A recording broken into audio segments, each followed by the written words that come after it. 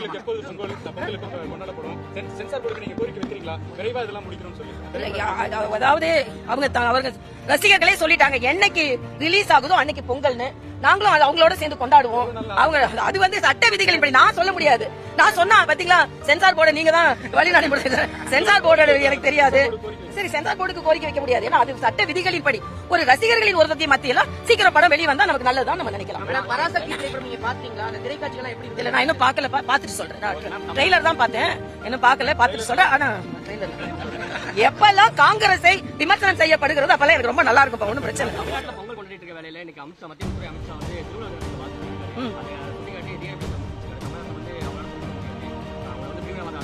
இப்ப திருவள்ளுவர் தினத்தை சொன்னாலே பிரிவினைவாதம் சொன்னா எப்படி அதை ஒத்துக்கொள்ள முடியும்?